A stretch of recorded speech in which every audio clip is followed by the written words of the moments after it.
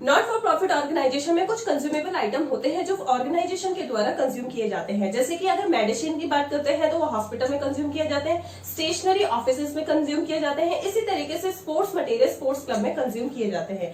इस तरीके के केसेस में हमें हर कंज्यूमेबल आइटम के लिए स्टॉक अकाउंट मेंटेन करना होता है और जिसकी हेल्प में क्रेडिटर्स अकाउंट भी मेंटेन किया जाता है। तो चलिए आज की वीडियो में ये सीख लेते हैं कि कंजप्शन ड्यूरिंग द ईयर किस तरीके से फाइंड आउट किया जाता है।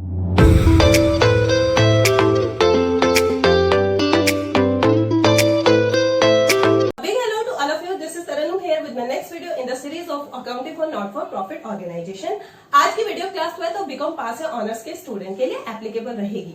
आज की वीडियो का टॉपिक हमारा है कॉस्ट ऑफ गुड्स कंज्यूम किस तरीके से फाइंड आउट किया जाता है। कॉस्ट ऑफ गुड्स कंज्यूम के बारे में ज्यादा जानकारी पढ़ने से पहले हमें यह जानना होगा कि आपके चैप्टर में कंज्यूमेबल आइटम कौन कौन से हैं जो बेसिकली हर क्वेश्चन में अप्लाई होते हैं।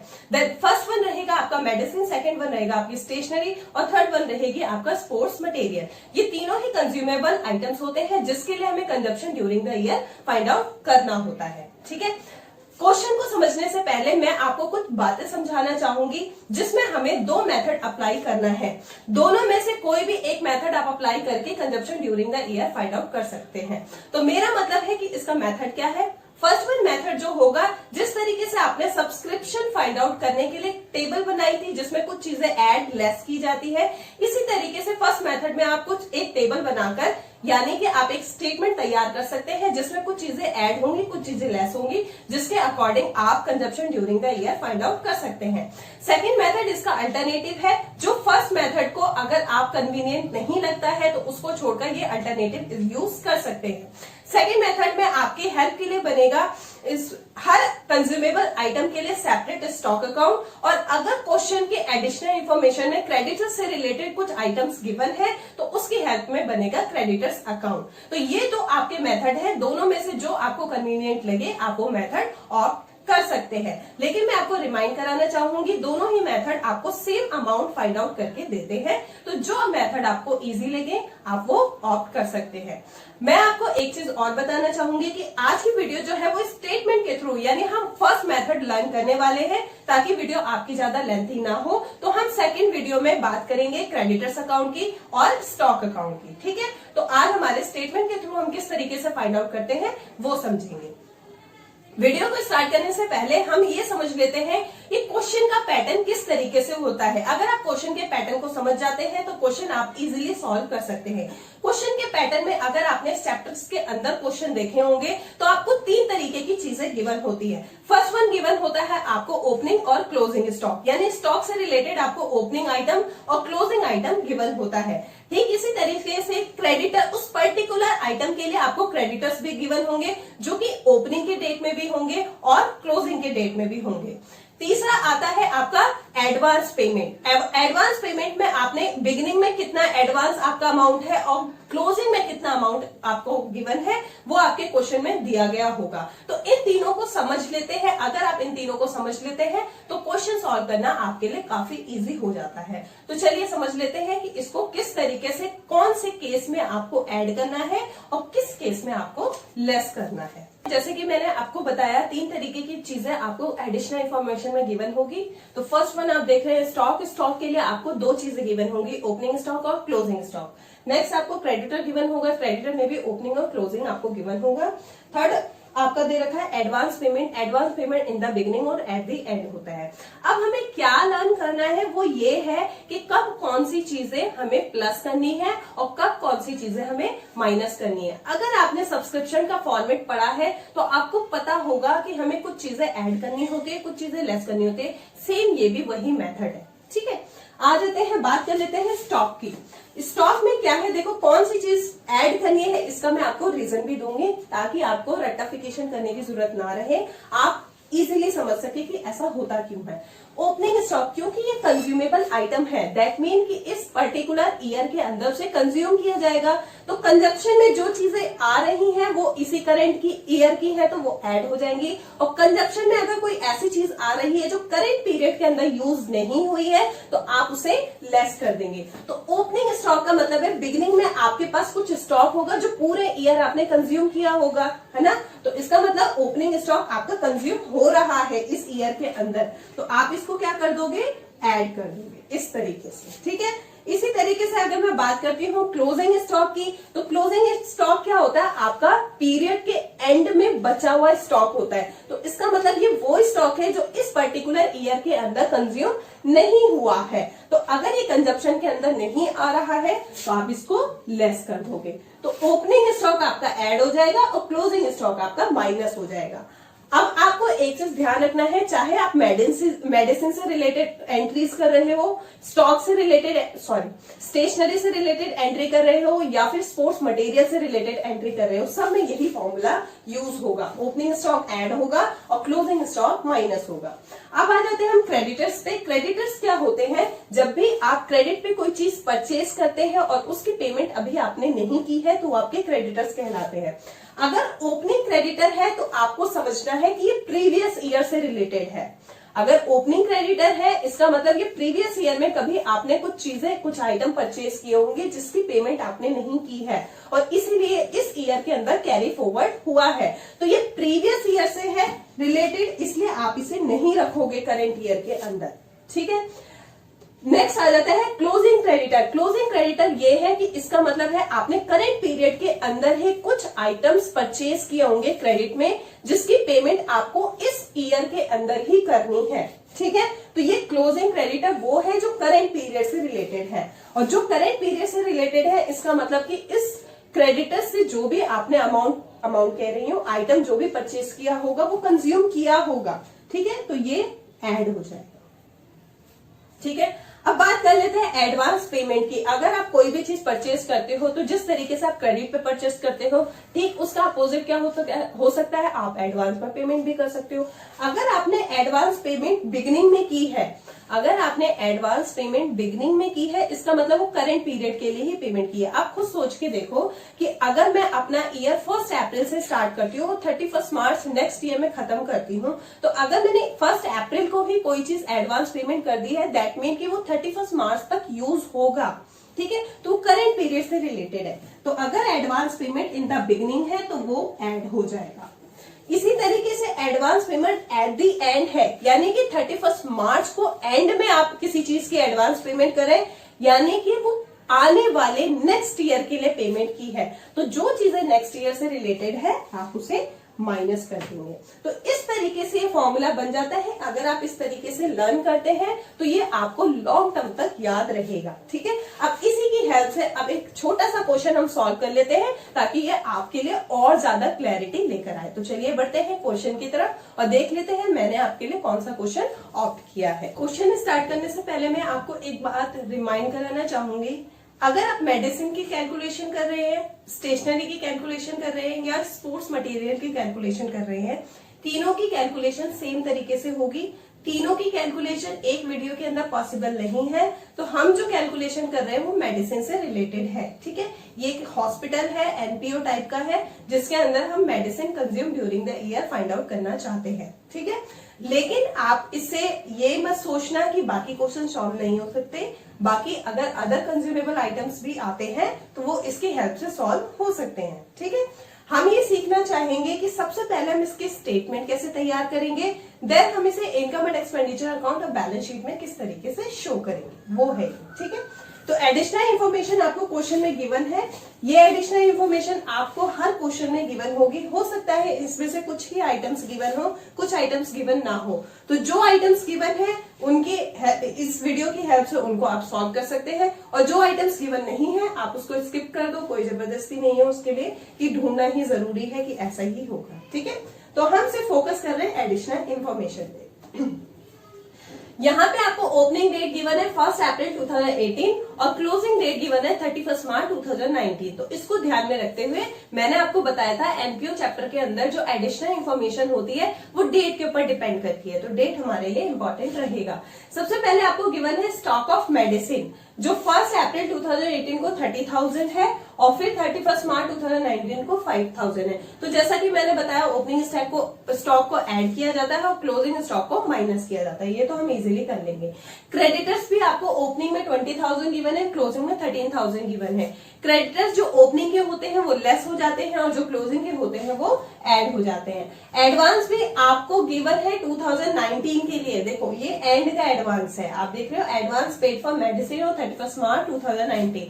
अगर आप एंडिंग के पीरियड में एडवांस पे कर रहे हो, दैट मीन कि वो आने वाले नेक्स्ट ईयर के लिए है, तो ये एडवांस एट दी एंड हो गया, तो इसलिए ये माइनस हो जाएगा।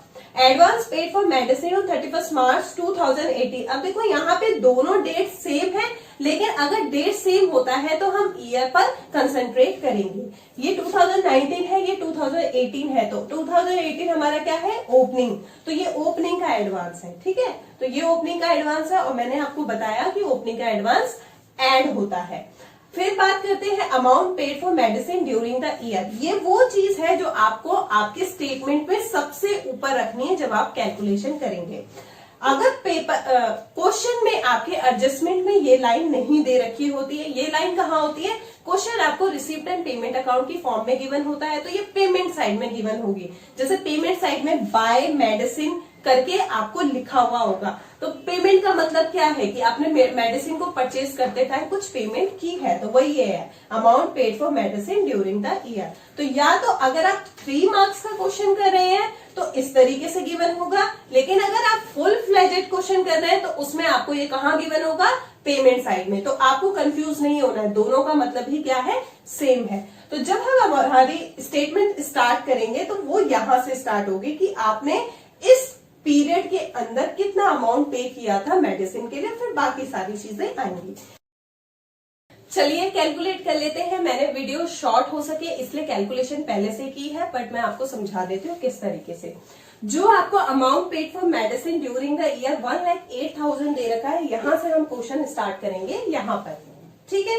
ये आपको क्या होता है, जो आपका रिसीप्ट एंड पेमेंट अकाउंट के अकॉर्डिंग क्वेश्चन गिवन होता है, उसमें ये पेमेंट साइड पर गिवन होता है मेडिसिन के नाम से, ठीक है। लेकिन अगर आप 3 मार्क्स का क्वेश्चन कर रहे हैं तो उसमें परचेज के नाम से होगा, तो दोनों का मतलब ही सेम है, तो आपको कंफ्यूज नहीं होना है। तो 1,08,000 से आप क्वेश्चन स्टार्ट करेंगे। फिर मैंने आपको बताया था कि स्टॉक ऑफ मेडिसिन ओपनिंग वाला क्या होता है, ऐड हो जाता है, तो हम ऐड कर देंगे opening stock of the medicine 30,000 add कर दिया, क्योंकि वो करंट पीरियड से रिलेटेड है। नेक्स्ट आ जाता है आपका क्लोजिंग स्टॉक। क्लोजिंग स्टॉक क्या होता है, ऐसा स्टॉक जो बच गया है तो उसको यूज नहीं किया है आपने करेंट पीरियड के अंदर, और क्योंकि हम कंजप्शन निकाल रहे हैं तो जो चीज कंज्यूम नहीं हुई है उसको हम लेस कर देंगे। तो क्लोजिंग स्टॉक ऑफ मेडिसिन को आपने लेस कर दिया, ठीक है। अब बात आती है क्रेडिटर्स की। मैंने आपको बताया था जो ओपनिंग के क्रेडिटर्स होते हैं वो प्रीवियस ईयर से रिलेटेड होते हैं, इसलिए वो क्या हो जाते हैं, लेस हो जाते हैं। तो जो भी आपका क्रेडिटर्स बिगिनिंग में है वो लेस हो गया। क्रेडिटर्स एट द एंड की बात कर रहे हैं हम, तो creditors at the end current period से रिलेटेड होता है, तो उसको आप ऐड कर देते हैं, तो यहाँ पे आपने ऐड कर दिया।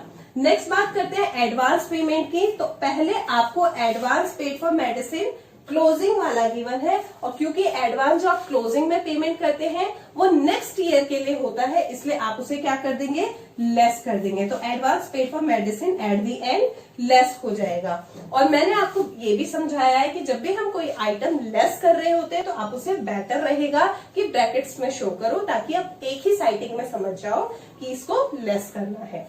नेक्स्ट आ जाता है advance paid for medicine on 31 मार्च 2018। अब देखो यहाँ पे क्या है कि ये 19 है और ये 18 है, डेट सेम है, ईयर अलग अलग है, तो क्या करना है आपको 18 को बिगनिंग समझना है, क्योंकि आपकी बिगनिंग की डेट 18 है। तो एडवांस अगर आप बिगनिंग में पे करते हो तो वो क्या होता है, ऐड हो जाता है। तो इस तरीके से आप कोई चीज बची नहीं है, आप इसकी टोटलिंग करेंगे तो टोटलिंग करके आपको फाइनली मिल जाएगा, आप डिटरमाइन कर सकेंगे medicine consume during the year, जो कि 1,15,000 आ रहा है, ठीक है। और इसे हमें कहाँ शो करना है, एक्सपेंडिचर साइड में। अब हम देख लेते हैं कि फाइनली जब आप फुल फ्लेजेड क्वेश्चन करेंगे तो किस तरीके से इसमें से कौन कौन से अमाउंट आपके इनकम एंड एक्सपेंडिचर अकाउंट में और कौन कौन से अमाउंट आपके बैलेंस शीट में शो किए जाएंगे। तो चलिए वो देख लेते हैं। देखिए क्वेश्चन में क्या होता है, कई ऐसे क्वेश्चंस होते हैं जिसमें ओपनिंग बैलेंस शीट भी बन रही होती है ताकि हम कैपिटल फंड फाइंड आउट कर सके। इस चैप्टर में जैसे आप आगे बढ़ेंगे तो आपको पता चलेगा कि कुछ रिसीव्स एंड पेमेंट अकाउंट में आपको कैपिटल फंड गिवन नहीं है। तो कैपिटल फंड फाइंड आउट करने के लिए आपको ओपनिंग बैलेंस शीट बनानी होती है। अगर आप चाहते हैं कि मैं इस पे वीडियो बनाऊं तो आप मुझे बता सकते हैं कमेंट सेक्शन में जाके, तो मैं इस पे वीडियो बना दूंगी कि कैपिटल फंड किस तरीके से फाइंड आउट करनी होती है। यहाँ पे इस क्वेश्चन में हमें कैपिटल फंड फाइंड आउट नहीं करनी है, तो इसलिए हम सिर्फ फोकस कर रहे हैं क्लोजिंग बैलेंस शीट पे, ठीक है। अदरवाइज आपको ओपनिंग बैलेंस शीट भी बनानी होती है, ठीक है। उसके बाद आपने जो medicine consume during the year जो पिछली स्टेटमेंट से फाइंड आउट की थी 1,15,000 की, तो मैंने आपको बताया था उसे हम एक्सपेंडिचर साइड में लिखते हैं। तो किस नाम से लिखेंगे, मेडिसिन कंज्यूम्ड। अब वो कितना हो जाएगा, 1,15,000 जो कि हमने डिटरमाइन किया था। नेक्स्ट आ जाते हैं, अब बात करते हैं क्रेडिटर्स की। इसमें से कुछ आइटम्स ऐसे होंगे जो बैलेंस शीट में आएंगे। तो जो हमारा क्रेडिटर्स एंड वाला है, ये वाला क्रेडिटर्स, ये तो बिगिनिंग वाला है। तो अगर आप बिगिनिंग वाली बैलेंस शीट बना रहे हैं तो वहां शो होगा लायबिलिटी साइड में, और क्योंकि हम क्लोजिंग वाली बैलेंस शीट बना रहे हैं तो क्लोजिंग वाले क्रेडिटर्स यहाँ पे आ जाएंगे, क्रेडिटर्स फॉर मेडिसिन। ओके, कितना गिवन है आपको, 13,000। बिगनिंग वाला बैलेंस शीट होता है तो ये 20,000 आता। उसके बाद बात कर लेते हैं स्टॉक ऑफ मेडिसिन। ओपनिंग वाला तो आपने कंज्यूम कर लिया है, लेकिन क्लोजिंग वाला बचा हुआ है। और जैसा कि आप जानते हैं कि जो स्टॉक होता है वो आपका असेट होता है, ठीक है। तो stock of medicine asset side पे कितना गिवन है आपको, 5,000। अगर आप ओपनिंग वाली बैलेंस शीट बना रहे होते तो असेट साइड पे स्टॉक आता ओपनिंग वाला, बस ओपनिंग वाली चीजें ओपनिंग वाली बैलेंस शीट में, क्लोजिंग वाली चीजें क्लोजिंग वाली बैलेंस शीट में। अब बात कर लेते हैं एडवांस पेमेंट की। जो बिगिनिंग में एडवांस पेमेंट थी वो ओपनिंग वाली बैलेंस शीट में चली जाएगी, लेकिन जो क्लोजिंग में एट दी एंड जो एडवांस पेमेंट थी वो यहाँ आ जाएगी। अब एडवांस और प्रीपेड के लिए आपने हमेशा पढ़ा होगा कि ये असेट साइड पे आती है, ठीक है। तो एडवांस फॉर मेडिसिन, कौन सी वाली, एंड वाली। तो एंड वाली कितनी दे रखी है आपको, 13,000। इस तरीके से बन गया है आपका। ये तो आपने उसमें ही उसके अंदर ही यूज कर लिया था। अब क्या है, ये फुल फ्लेजेड क्वेश्चन नहीं है, तो ये एक एक्सट्रैक्ट है, ठीक है। तो यहाँ पे आप एक्सट्रैक्ट शो करो, मेरे हिसाब से आपको शो करना चाहिए। एक्सट्रैक्ट का मतलब ये होता है कि यहाँ पर आप टोटलिंग नहीं कर रही हैं। जैसा आपने सुना होगा ना, बैलेंस शीट का दोनों अमाउंट टोटल में सेम आना चाहिए, तो ये तो खुद ही फुल फ्लेजेड क्वेश्चन नहीं है, ठीक है। तो इसलिए आपने एक टर्म यूज करी है एक्सट्रैक्ट, जो आपको ये बताता है कि आपने टोटलिंग किस पर्पज से नहीं की है। ये भी आपका एक एक्सट्रैक्ट है, तो इसकी भी टोटलिंग नहीं कर रहे हैं। तो इस तरीके से आपका ये क्वेश्चन हो जाता है कंप्लीट, ठीक है। नेक्स्ट वीडियो हमारी इस बात पे रहेगी कि हम क्रेडिटर्स अकाउंट और हर कंज्यूमेबल आइटम के लिए स्टॉक अकाउंट किस तरीके से मेंटेन करते हैं। उसके बाद एक वीडियो आपकी इस बारे में आएगी कि हम ओपनिंग बैलेंस शीट को मेंटेन करके किस तरीके से कैपिटल फंड फाइंड आउट कर सकते हैं।